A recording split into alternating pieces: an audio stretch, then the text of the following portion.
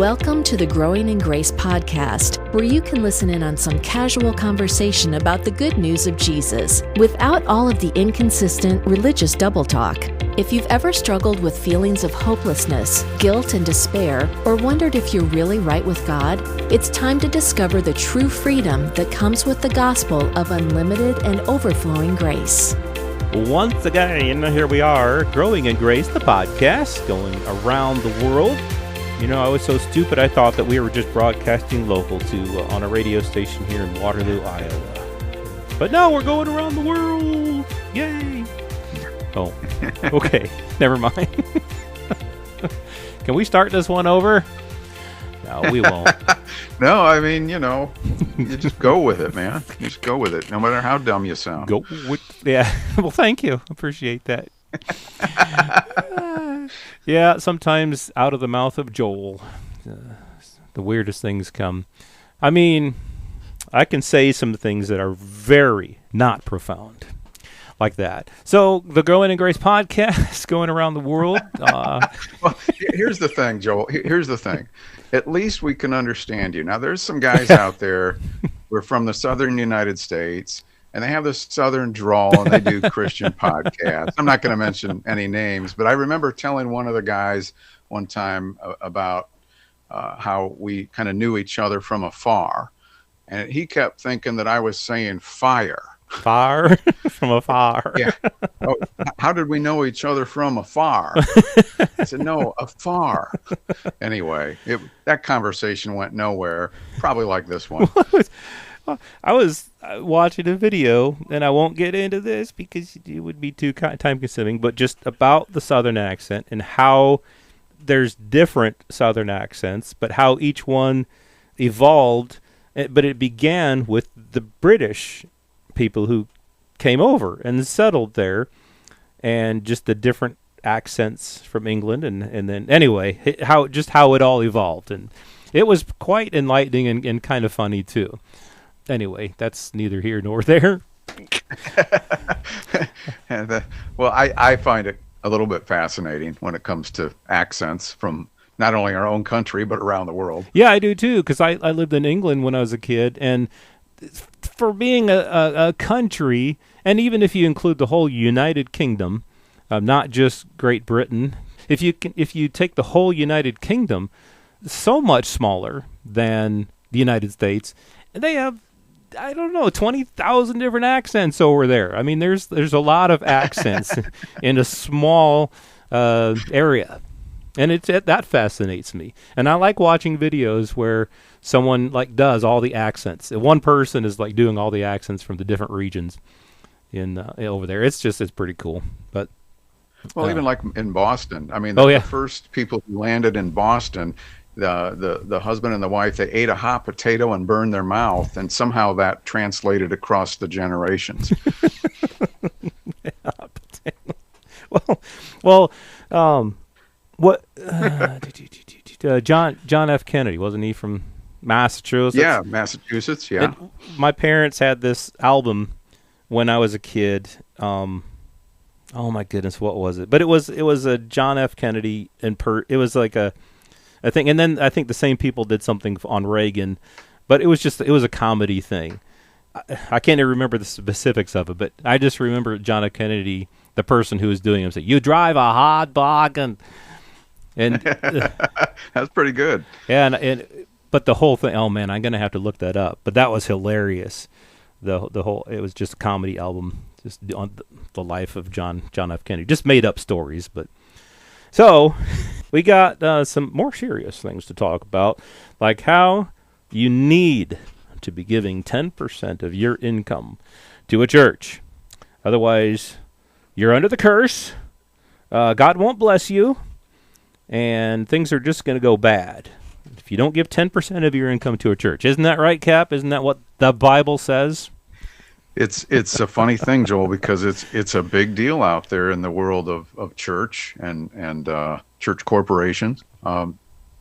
Boy, I'm having some bad memories here from before my grace days on this, but it's not in the Bible. That's the amazing part about all of this, is it's not in the Bible. Right. And I know we're going to get into some of this, but like in Malachi 3, where it talks about the storehouse, and then I'll bet a lot of people out there listening right now have been told that you should give 10% of your income to the church, which is now the designated storehouse. But the Bible doesn't say any of that. It's just so fabricated.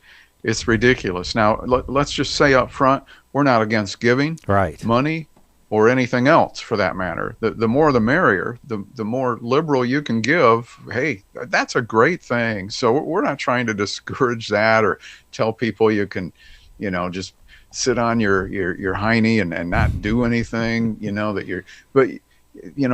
Paul talked about cheerful giving, and we'll get into that. But I think the first thing that we want to try to nail down here is this false assumption that Christians, believers in Christ, are quote unquote required to give 10% of all their income to a church. And when we say church, we're talking, I guess here in this country, Joel, I think it's somebody who has a 501c3 nonprofit status. Mm-hmm. That's usually what people are talking about when they talk about giving 10% of your income to a church. And again, I want to repeat what you said, that we're not against giving. Giving is a great thing. And as Paul said to the Corinthians, the more that you sow, the greater that is reaped. So be generous if you can. If you can't, don't worry about it. I mean, you're okay. I mean, if you don't have money or much to give, that's okay. You don't have to feel bad about not giving. You get to choose in your heart what you want to give and who you want to give it to. If you want to give it to a local church, that's great. That's fine. If you have a neighbor who's going through some hard times and you want to give something to them, that's fine too. If you want to donate to a charity, you don't have to give to a church. You don't have to give in any certain way. You get to decide what you want to do with the things that you have. You're free to decide. Let's put it that way. Yeah, you could volunteer at the food bank, or one way that we give is by doing this podcast. Right. I mean, there's just multiple ways you can do this, and it doesn't all come down to your gross or your net income. Right. And the thing about giving money to a church, there is no verse in the Bible. There's nothing, absolutely nothing in the Bible that says to give money to a church. There's nothing that says to tithe money. There's nothing. There's a lot of verses that talk about tithing, and I wrote a blog series several years ago where I included all the verses that have to do with tithing. There's nothing that says to tithe money. What the tithe was under the law was God had set aside one of the tribes of Israel. Out of all the tribes, He set aside one tribe to perform certain duties. He told them, you do not have any inheritance like the other tribes have. The inheritance was land, was crops, was animals. And he told the Levite tribe, you do not have any of that. You're not to have any of that. You're not to work for your own food. You are forbidden. He says, I am your inheritance. And so he told the other tribes, the people of the other tribes, to bring tithes of their food. It was crops and animals, to storehouses. And what was a storehouse? A storehouse was like a barn. It was a place where food was stored. That's what a storehouse was. We've so Christianized this thing, and we've turned this tithe into 10% of your income, and we've turned the storehouse into a church, which that's just a great twisting of the scriptures. And we told people they need to give 10% of their income to a church. And even the Jewish people under the law, they had money. They had a money economy. They bought and sold with money, just like we do today. You've heard the word shekel. You've heard all these money terms. They had money. They did not tithe of their money. They only tithed of the food. And the Levite tribe themselves were to give 10% of that to the priests, who a small portion of the Levites. And so when Malachi came along, people had been forsaking not just the tithing law, but other laws. And Malachi came to say, hey, knock it off. Bring your tithes to the storehouse so that there may be food. You notice that it says food in my house? That was the food that was meant to feed the Levites. See, the Levites lived among all of the tribes. The tribes were all spread out into their own distinct tribes. The Levites lived among each tribe, and so they could go to the storehouse, get food to eat. That's really what that was about. And so if you'll do this, God said, I will make the windows of heaven open so that there will be more than you can, more blessing than you can imagine. He's just saying he's going to make it rain, and so there's going to be more food than they're going to need, so they don't have to worry about, withholding their tithes. They're going to be able to eat. Everyone's going to be okay. That's really what Malachi 3 was about. Yeah, and that's putting it pretty simply. I mean, the Levitical tribe, the Levites, where the priests came from, not every Levite was a priest, but they were part of that tribe. Right. And they were worthy of receiving the tithes of this food to take care of them. As you said, they lived among the people. They didn't have their own fields like the other tribes did. And so that tenth of the food from the other tribes was going to support the priestly tribe of the Levites. Simple as that. I mean, and you could even make a case if you go back one chapter in Leviticus. I got the law in my mind. In Malachi chapter 2, the chapter before the one that everybody points to for tithing in Malachi 3, that it starts out by saying, now this message here is for the priests. Mm-hmm. And it never really stops and says, okay, I'm done talking to the priests now. Now I'm going to talk to all the Christians. It doesn't even say I'm going to talk to all the Jewish people and the other tribes. So you could even argue that maybe he was coming down on the priests about their unwillingness to follow that principle or that law of tithing.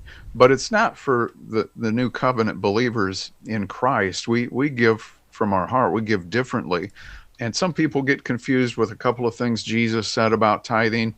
But, again, keeping in mind that the old covenant in Matthew, Mark, Luke, and John, for the most part, was still in place as Jesus was walking the earth as a man. And when he referred to tithing, he was talking to the hypocritical Pharisees who were still under that law. And when Jesus said, you're ignoring some of the most important things about the law.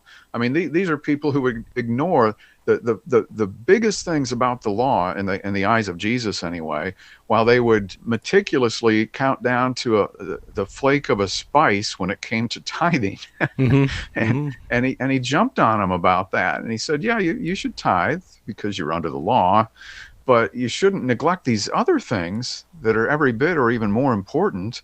And so I just thought I would throw that in there, Joel, because some people want to say, well, Jesus said we should tithe. Well, he didn't really say that. He said that to the Pharisees who were under the law at that time, because tithing became a part of the law. And I know some people say, oh, tithing began before the law.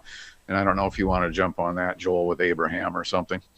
Yeah, I can do that. And just in case a person wants to find out, when Malachi came and he was addressing these laws, you can find the tithing laws themselves in Leviticus 27 and also Deuteronomy 12 and Deuteronomy 14.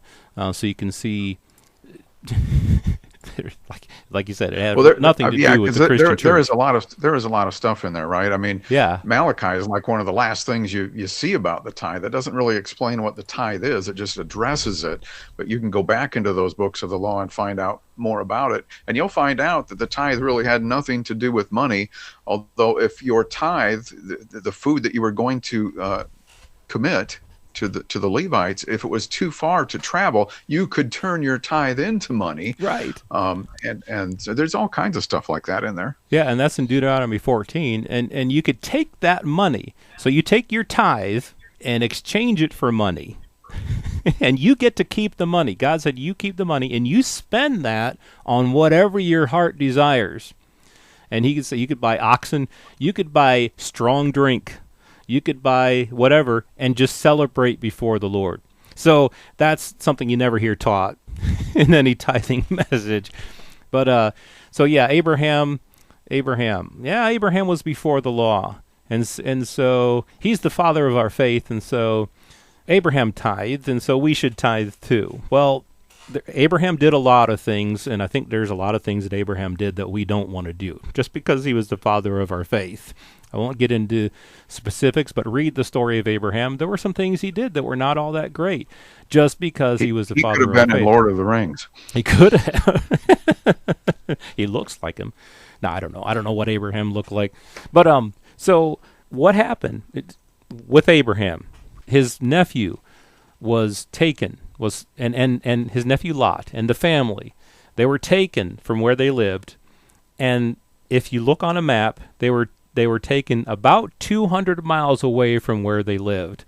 And Abraham heard about this, and so he gathered together an army of a few hundred of his men and pursued these people who had taken Lot and his family and possessions. Long story short, he won the battle. So this would have taken days, weeks, maybe even months. I don't know. But it would have been a battle, a bloody battle, people killing each other. He won back Lot and his family. And so on his way back to where Abraham lived, he had to travel through this region where Melchizedek was both king and priest of the Most High God.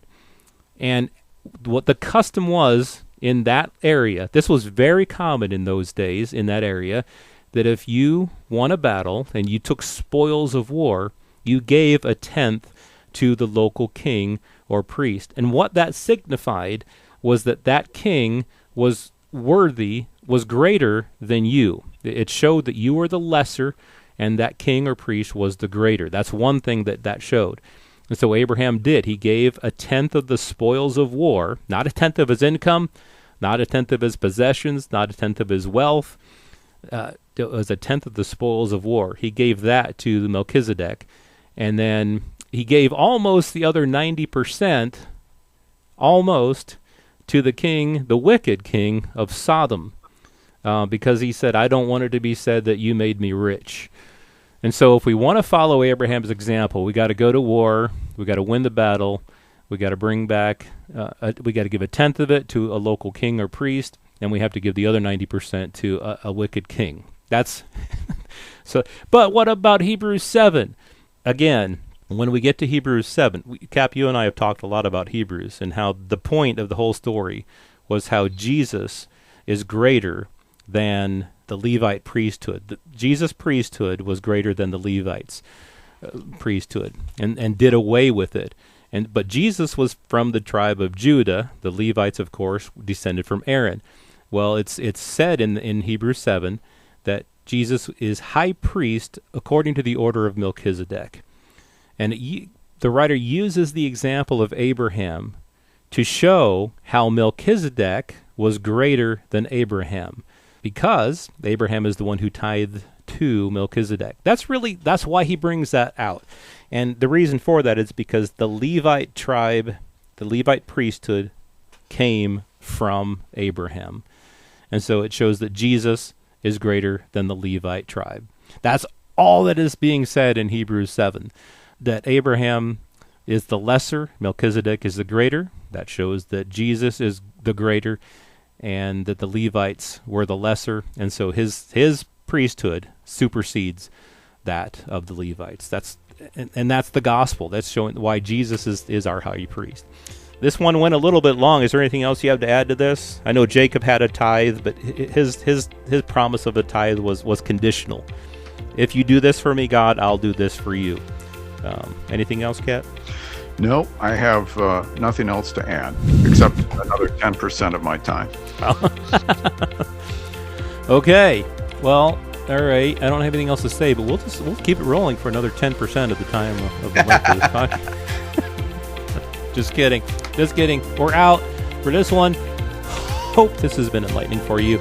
I love talking about this stuff, but we'll have more in our False Assumptions series coming up next week on Growing in Grace. This has been Growing in Grace with Mike Kapler and Joel Brueseke, heard online through various internet sources around the world each week. Access past programs by visiting growingingrace.org. Share it with a friend and listen again next week for more Growing in Grace.